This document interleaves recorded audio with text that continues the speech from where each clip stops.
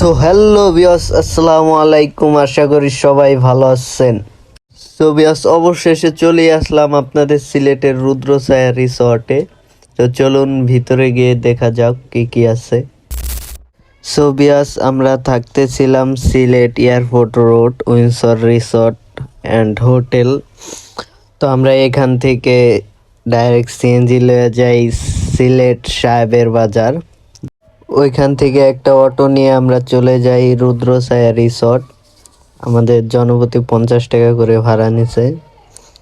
তো যাইতে যেতে অনেক ভালোই লাগছিল। অনেক সুন্দর একটা রাস্তা, দুই পাশে সবুজে ঘেরা গাছগাছলা। তো অনেক ভালো লাগছিল যাইতে যাইতে।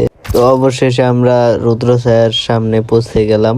তো চলুন ভিতরে যেয়ে দেখা যাক কি অবস্থা। তো ভিতরে প্রবেশ করার সময় আপনাদের সামনে এরকম একটা সিঁড়ি বাজবে। তো এটা টিলার উপরে, তো অনেক উপরে, তাই এটা দিয়ে আপনাদের প্রবেশ করতে হবে। তো ভিতরে ঢোকার পরে আমরা জনপ্রতি টিকিট কেটে নিলাম 70 টাকা করে। তো রিসর্টটা অনেক উপরে পড়ছে, সত্যি সাজেকের মতো একটা ফিল পাবেন আপনারা আসলে। আর ওই পাশে একটা ওয়াচ টাওয়ার রয়েছে।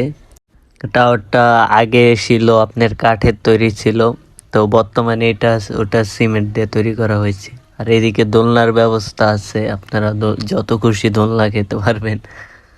এই যে সেই ওয়াচ টাওয়ারটি, যেটা কিনা বর্তমানে নির্মাণ কাজ চলতেছে।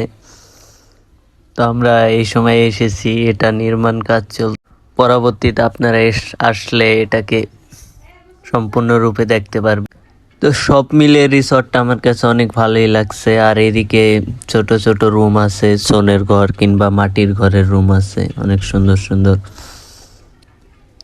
তো আপনারা চাইলে এখানে থাকতেও পারবেন, সমস্যা নাই।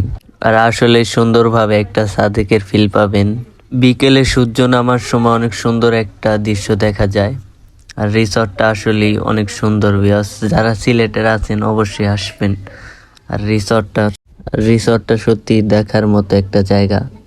তো আমরা এখন চলে যাচ্ছি। বাই বাই রুদ্রছায়া, আবার দেখা হবে।